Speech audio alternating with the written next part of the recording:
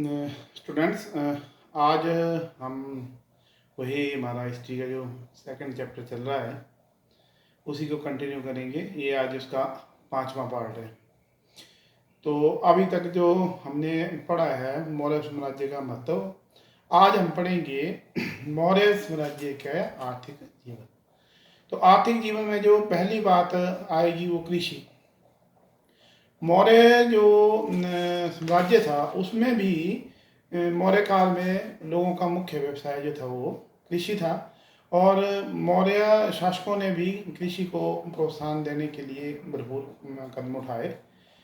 मौर्य शासन में जो बंजर भूमि थी उस अधिक से अधिक उसको कृषि योग्य बनाने में के लिए प्रयास किया गया, और सरकार की तरफ से सिंचाई इत्यादि की सुविधा भी दी गई लोगों को। और सैनिकों को ये आदेश था कि युद्ध की स्थिति में कभी भी फसलों को बर्बाद नहीं करना चाहिए करना। तो इसमें जो मुख्य फसलें थी वो थी गेहूं, जौ, कपास और गन्ना। और फसल का 1/4 से लेके 1/6 भाग तक जो था वो लगान के रूप में दिया जाता था। दूसरा जो मुख्य व्यवसाय था उद्योग धंधे। तो उद्योग धंधों में जो मुख्य उद्योग धंधे थे वो कपड़ा उद्योग था, जिसमें सूती, रेशमी, ऊनी कपड़ों का जो उद्योग चलाए जाते थे। इसके अतिरिक्त जो लोग थे वो लोहे के कारखाने और जो अन्य उनके जो उद्योग धंधे थे उनमें भी लगे हुए थे। और उस समय लकड़ी उद्योग और चर्म उद्योग भी काफ़ी विकसित थे। पशुपालन में जो था, लोग जो थे गौ, भैंस और बकरी इत्यादि पालते थे, और ये भी एक लाभकारी व्यवसाय था। जो कारीगर और शिल्पकार थे उनके व्यापार को प्रोत्साहित करने के लिए श्रेणियां बना दी गई थी, और जो ये श्रेणी का जो नेतृत्व करते थे उन्हें जेठक कहा जाता था।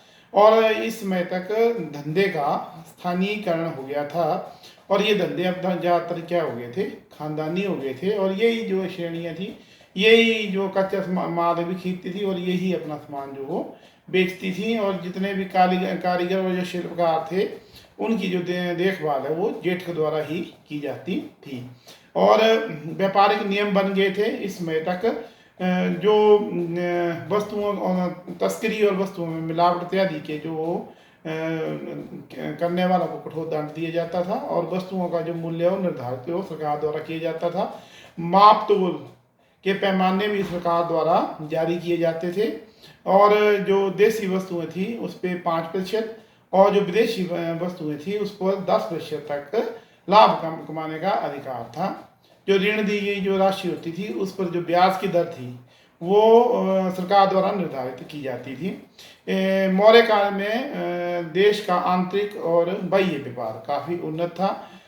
ये जो व्यापार था वो जल और स्थल दोनों मार्गों से होता था। व्यापार जो सीरिया, मिस्र, जो रोम, यूनान तक होता था, और जो चीज़ें भेजी जाती थी, जो निर्यात की जाती थी, उसमें हीरे, मोती, जो सुगंधित वस्तुएं, सूती, रेशमी कपड़ा, हाथी दांत और लकड़ी का सामान इत्यादि भेजा जाता था। और जो विदेश से सोना, चांदी, लकड़ी का सामान और औषधियाँ और गर्म मसाले इत्यादि जो मंगवाए जाते थे। अब आगे हम बात करेंगे मौर्य साम्राज्य का क्या महत्व है। तो इसमें जो सबसे पहले मौर्य साम्राज्य की वस्तु कला। मौर्य साम्राज्य की जो मौर्य काल की जो वास्तुकला थी उसमें बहुत उन्नति हुई थी। इवन जो विदेशी यात्री थे वो भी मौर्य काल की वास्तुकला देख के काफ़ी आश्चर्यचकित हुए थे। जो चंद्रगुप्त मौर्य ने अपना महल बनाया था पाटलिपुत्र में, तो जब 700 वर्ष के बाद जब फायान भारत में आया तो जब उसने वो महल देखा तो उसने ये कहा कि इस महल को देख के लगता ही नहीं है कि ये मनुष्य ने बनाया है, ये ऐसा कारीगरी है जो किसी जैसे लगता है किसी देवताओं ने बनाया है। और जो अशोक था उसने अब वास्तुकला में लकड़ी की अपेक्षा जो पत्थर है उसका इस्तेमाल करना शुरू कर दिया था। और जो अशोक ने 2 नगर बसाए थे, एक कश्मीर में श्रीनगर और दूसरा नेपाल में ललितापट्टनम, इनका निर्माण करवाया था। और अपनी जो राजधानी उसको भी उसने काफ़ी आकर्षक बनाया था। इसके अतिरिक्त अशोक ने लगभग 84,000 स्तूप बनवाए थे, जिसमें सांची का स्तूप वगैरह भी आज विश्व का आकर्षण के केंद्र हैं। जो शिल्पकला थी मौर्यकालीन, उसमें भी काफ़ी उन्नति हुई है। जैसे स्तंभ थे 50 से 60 फुट जो 50 से 60 फुट ऊंचे स्तंभ भी बनाए गए थे, और कोई स्तंभ जो था वो 50 टन तक भारी था। और ये आश्चर्य की बात ये है कि ये जो स्तंभ बनाए गए थे, कई तो एक ही पत्थर को काट के बनाए गए थे, और इन स्तंभों में भी पशु पक्षी इत्यादि की मूर्तियां बनाई गई थी।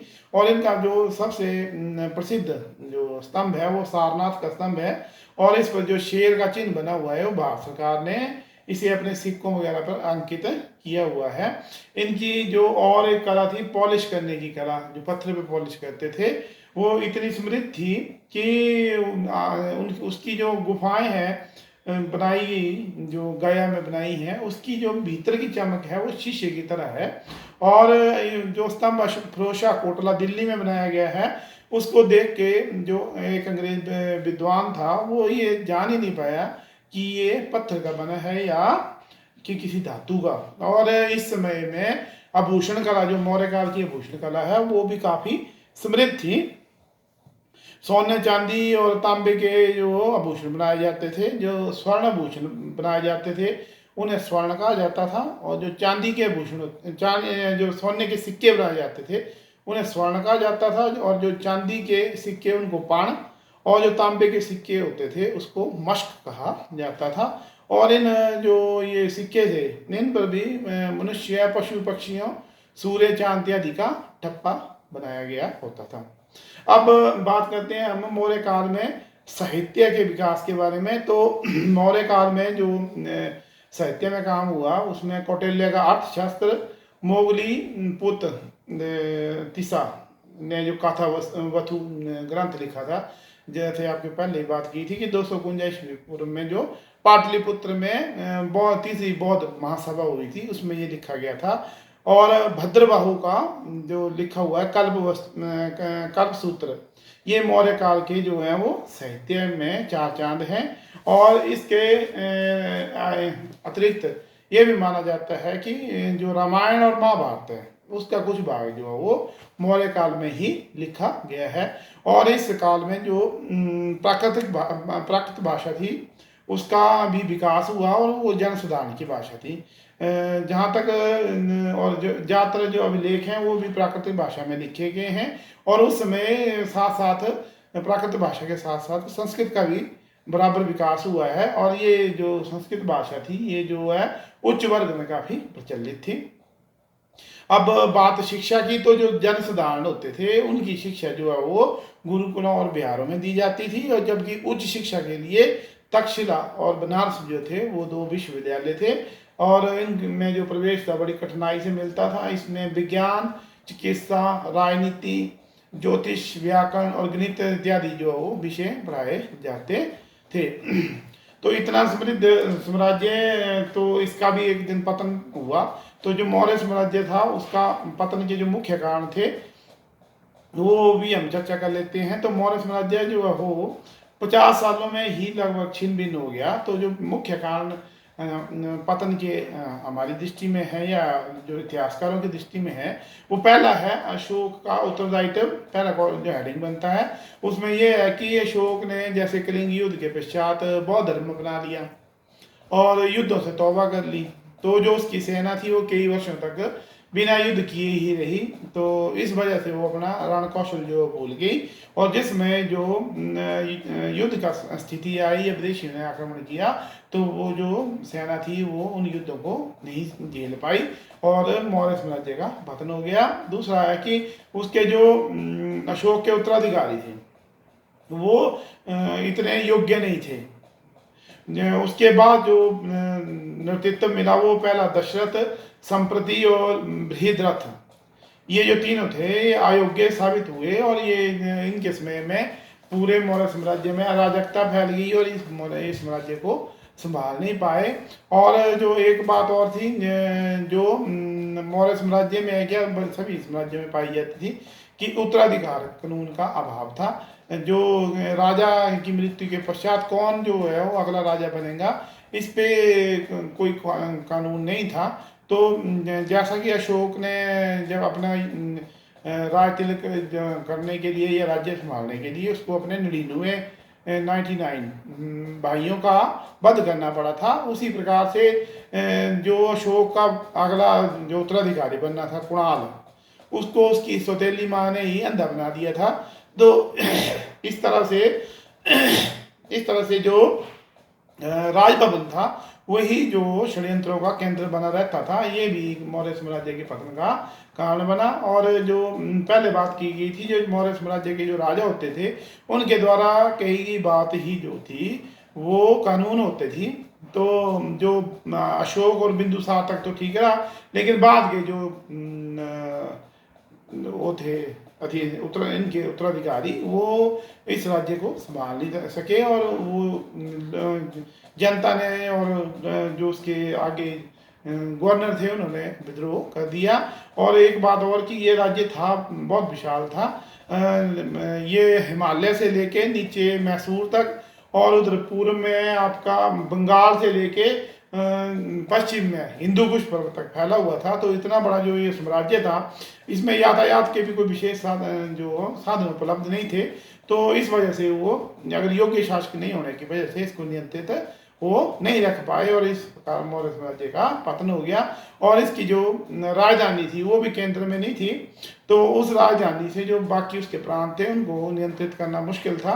तो ये जो वहाँ के गवर्नर थे उन्होंने अपने आप को स्वतंत्र घोषित कर लिया। और जो कर्मचारी थे इतनी दूर होने की वजह से, इतना बड़ा साम्राज्य होने की वजह से जो कर्मचारी थे प्रांतों में वही लोगों पे अत्याचार करते थे, और उनके अत्याचारों की वजह से लोगों ने भी विद्रोह कर दिया, और ये भी एक मौर्य साम्राज्य के पतन का कारण बना। और जो एक और कारण है कि जो अशोक के समय में उसने बौद्ध धर्म अपना लिया, और स्तूपों का निर्माण कराया, विहारों का निर्माण करवाया, सड़कों का निर्माण करवाया, सरायों का निर्माण करवाया, अस्पताल बनवाए। तो इसमें बहुत ज़्यादा धनराशि जो वो खर्च हो गई, और इस वजह से जो मौर्य साम्राज्य था उसमें वित्तीय संकट भी पैदा हो गया। और इस वित्तीय संकट की वजह से भी मौर्य साम्राज्य का पतन का ये भी एक कारण बना। और इस जर्जरावस्था में जो यूनानी थे उन्होंने भी जो उसकी उत्तरी पश्चिमी सीमाएं थी उस पर आक्रमण करके वहाँ पे अधिकार कर लिया, और वो विदेशी आक्रमण भी मौर्य साम्राज्य के पतन का कारण बना। और एक जो तत्कालिक कारण आप समझ सकते हैं या एक मेन कारण वो भी कि ब्राह्मणों का विरोध। आप सभी मैंने आपसे पहले भी चर्चा की कि अशोक ने बौद्ध धर्म अपना लिया था, और उसने धर्म महामात्यों की नियुक्ति कर दी, और उसने जो अभिलेख में एक में लिखा है इसने कि ब्राह्मणों को झूठे देवता कहा है। तो इस वजह से ब्राह्मण इसको अपमानित महसूस किए ब्राह्मणों ने। और जो अंतिम शासक था मौर्य वंश का बृहद्रथ, उसकी हत्या जो हो उसके ही सेनापति पुष्यमित्र ने की थी। और जो पुष्यमित्र था वो एक ब्राह्मण था, और उसने उसकी हत्या करके 185 ईस्वी पूर्व में मगध पर शुंग वंश की स्थापना की थी। और ये जो शुंग वंश था इसमें जो पहला शासक था पुष्यमित्र, तो ये भी एक योग्य और प्रतापी राजा साबित हुआ। इस जो सबसे पहले जो इसको समस्या आई वो थी विदर्भ को लेके, कि विदर्भ के जो जब ये मौर्य साम्राज्य की जो स्थिति डामाडोल थी, तो इसमें जो वहाँ के वो था गवर्नर यज्ञसेन, उसने उसको स्वतंत्र डिक्लेयर कर दिया था। तो पुष्यमित्र ने उसको दोबारा से जिताया, लेकिन वो नहीं माना। तो उसने पुष्यमित्र के पुत्र जो था अग्निमित्र, उसने एक बड़ी सेना के साथ उसके साथ युद्ध किया, और पुष्यमित्र ने यज्ञसेन को अपनी आधिपत्य स्वीकार करने पर मजबूर कर दिया। उसके पश्चात जो पुष्यमित्र का एक योगदान है शुंग वंश का कि इन्होंने यूनानियों को परास्त किया। यूनानी जो थे वो यहाँ मथुरा तक पहुँच गए थे, पंचाल मथुरा तक पहुँच गए थे। तो पुष्यमित्र ने एक इनके साथ युद्ध करके इनको वापस दोबारा से धकेल दिया था, और इस युद्ध से पुष्यमित्र की जो ख्याति थी वो बढ़ गई। और इसके पश्चात पुष्यमित्र ने अश्वमेध यज्ञ का आयोजन किया था। तो उसने जो पुष्यमित्र ने ईमानदार और योग्य अधिकारियों की नियुक्ति की और उसने क्या किया, वो सूर्य और अग्नि की पूजा करता था। उसने 2 बार अश्वमेध यज्ञ किया और क्या किया, वो बौद्ध धर्म और जो बौद्ध ग्रंथ थे उनको धर्म का कट्टर शत्रु मानता था। उसने हजारों बौद्ध भिक्षुओं की हत्या करवा दी और बौद्ध विहारों और स्तूपों को नष्ट कर दिया। जो ये शुंग वंश था ये हिंदू धर्म को मानने वाला था, तो इससे क्या हुआ, हिंदू धर्म का जो है वो प्रचार इनके समय में अच्छा हुआ। इन्होंने क्या किया कि संस्कृत को राज्य भाषा घोषित कर दिया और इससे क्या, संस्कृत का राज दरबार की जो भाषा संस्कृत घोषित कर दी। इससे भी संस्कृत को गौरवशाली जो था वो स्थान प्राप्त हुआ। इस समय में कला और साहित्य में काफ़ी उन्नति हुई। तो ये जो शुंग वंश था इसका जो शासक था, अंतिम शासक देवभूति, उसकी हत्या कर दी थी वासुदेव ने। और जो वासुदेव ने, ये हुआ था 73 ईस्वी पूर्व। और इस तरह से फिर वासुदेव ने कण्व वंश की स्थापना जो मगध पे की और कण्व वंश ने लगभग 45 वर्षों तक जो शासन किया मगध पर। और इसमें वासुदेव, भूमिमित्र, नारायण और सुश्रमन जो थे वो राजा रहे कण्व वंश के। और जो ये सुश्रमन था इसकी हत्या कर दी थी सुमुख ने। वो सातवाहन जो वंश था उससे संबंध रखता था। फिर उसमें इसके पश्चात जो थे वो सातवाहन जो वंश था उसने आगे राजकाज चलाया था। तो आज के लेक्चर में यहीं तक, जो इससे आगे हम कल के लेक्चर में करेंगे। Till then, thank you.